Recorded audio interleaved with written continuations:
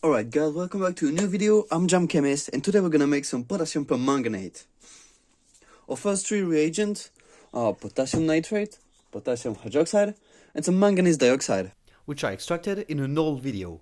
Basically you take a battery, you peel out the shell, and inside of the battery you can find the mix of a manganese dioxide paste and carbon. Alright, so first we take the manganese dioxide and we're gonna need 30 grams of this. And I think this is 30 grams, so we're just gonna dump everything inside. Yeah, 31 grams. My scale is not very accurate, so this should do it. Now we need 42 grams of potassium hydroxide.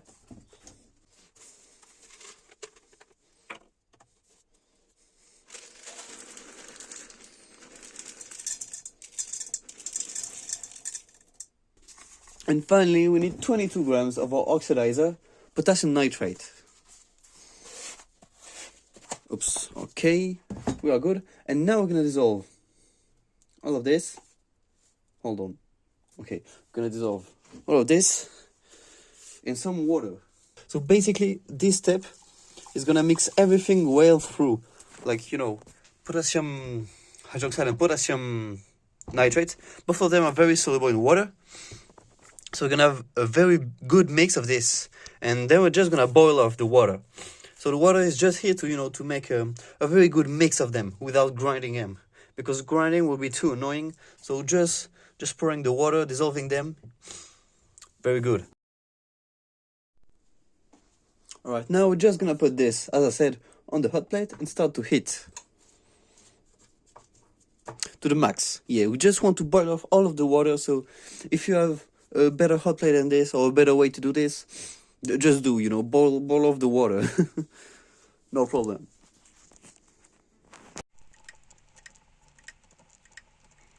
Here you can see almost all of the water is gone. Still a little bit on the bottom, I think. We can observe the green, bluish color of the manganate ion, not permanganate, just manganate.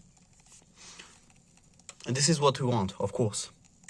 Because we're first gonna make the manganate, and then we're just gonna disproportionate it, or just do an oxidation with chlorine, you know, whatever, and make the permanganate with it. But first we need to go through this oxidation state, kind of blue, greenish state, very beautiful. Okay, so now most of the water is gone. We're gonna take the can.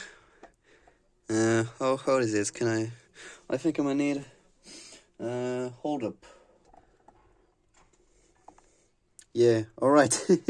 So we're gonna bring it down, put it on this stand for now, because now we're just gonna blowtorch the fuck out of it.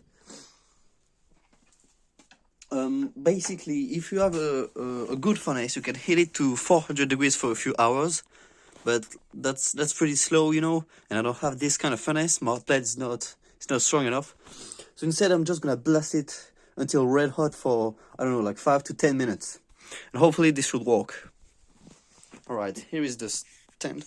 I need to put, hold up. Alright, now we're good.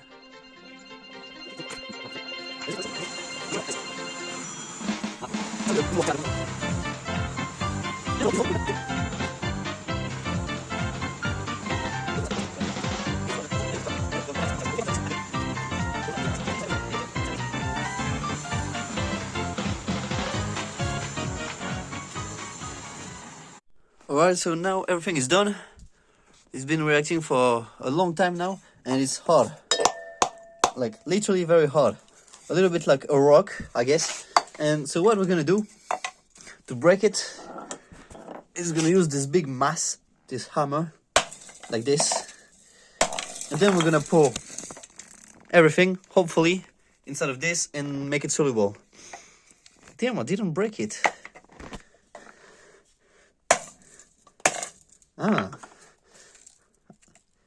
Oh, I only made a fracture. Damn, it's really hard. I don't really give a fuck about the can. This is why you should take a can and not another container, because you want to get hard on it.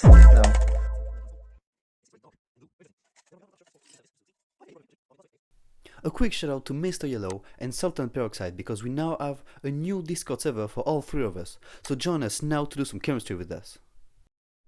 Okay, so now that we have a crushed manganate, we're gonna add approximately 200 milliliters of water.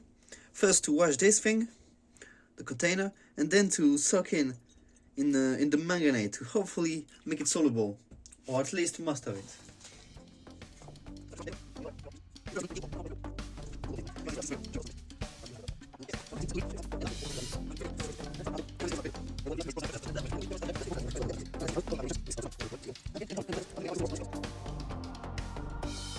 Here we go, boys. Here I set up a chlorine generator. Basically we have approximately 13 grams of calcium hypochlorite. I put a little excess, so it's probably like more in the 20 grams, something like this. And here is 56 grams of 32% hydrochloric acid.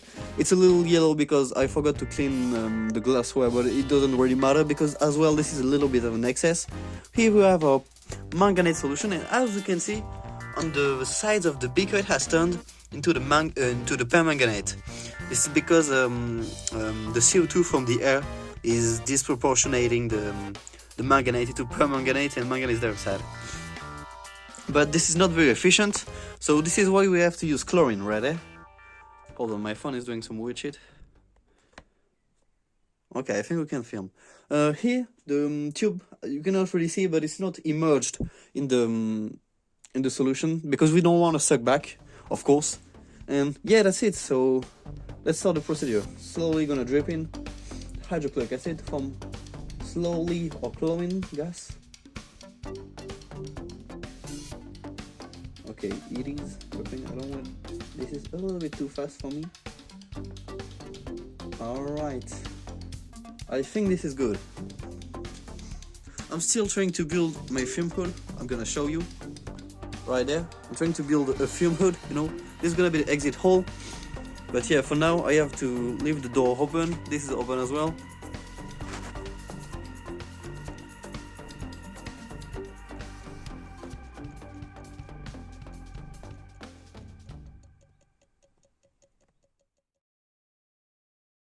Here we are outside. The conversion is still not finished though. There is still some manganate left, as you can see from the color of the bottom section. How the fuck do I say that? I don't know. And as you can see, it is slightly bubbling, but it's not too much. Yeah, it's not very much in the water. It's almost out of it, like this, just so I can see the flow rate of the chlorine. Okay, boys. So in the end, I needed to use twice the amount of chlorine as projected. I think it's probably due to the chlorine escaping mostly. So I did this outside. That was pretty good. No problem with this. And now we have a good solution of permanganate. Look at this beautiful color. Love it.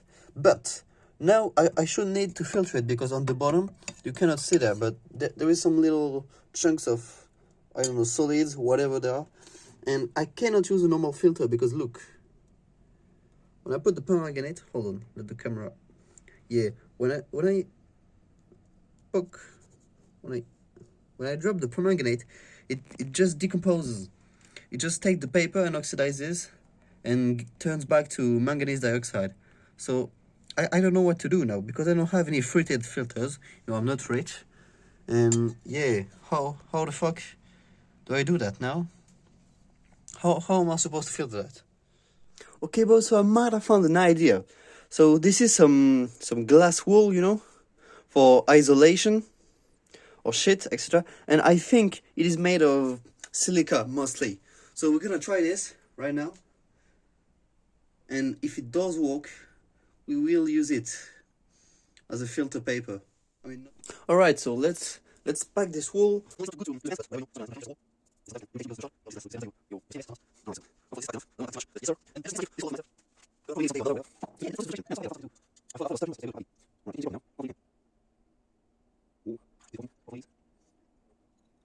Alright. Seems to be working for now. Somewhat. Yeah, the filter, yeah, good. Nice. And as you can see, there is a lot of unreacted product. So yeah, that is not really great. The yield will be bad, but you know, whatever, sometimes it is what it is. Alright, so now I'm gonna have to put this in the fridge to precipitate out our crystals of permanganate, and outside is 5 degrees, and I just wanted to measure the temperature of this before chilling it in the fridge.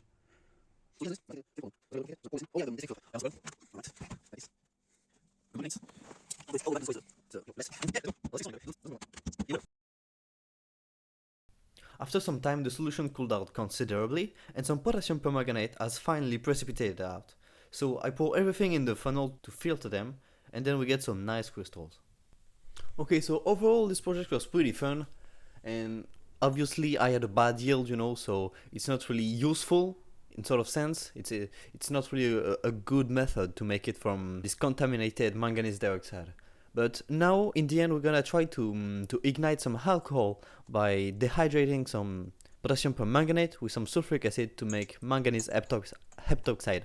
And if we do make some manganese heptoxide, we should see a flame rising from the ethanol.